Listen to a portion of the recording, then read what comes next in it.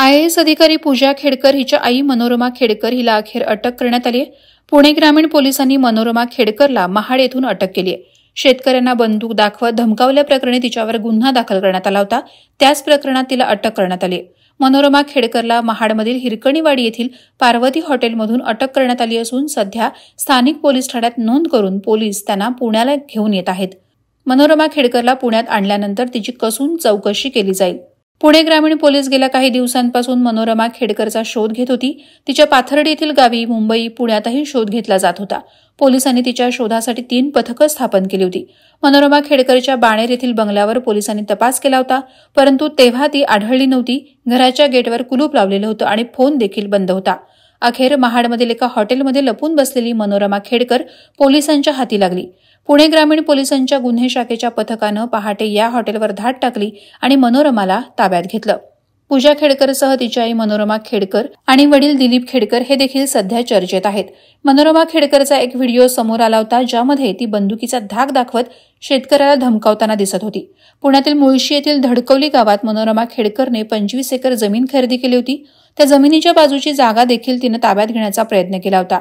यावर जेव्हा जमिनीच्या मालकानं विरोध केला तेव्हा मनोरमा खेडकरनं त्याच्याशी वाद घातला।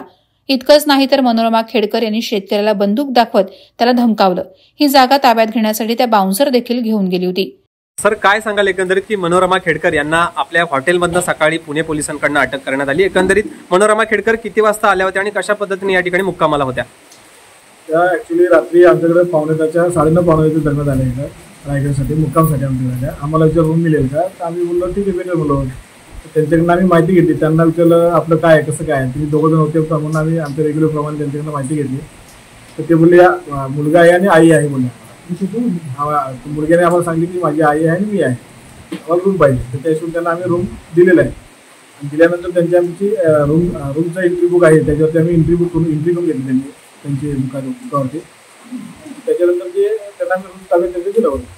आता हे जे आहे मनोरमा खेडकर आहेत, हे आता आम्हाला ऑलरेडी काहीच माहिती नव्हतं घेतलं। आम्हाला त्यांची काहीच माहिती नसल्यामुळे आम्हाला त्या म्हणजे मनोरमा खेडकरच आहेत असं आम्हाला बिलकुल माहीत नव्हतं।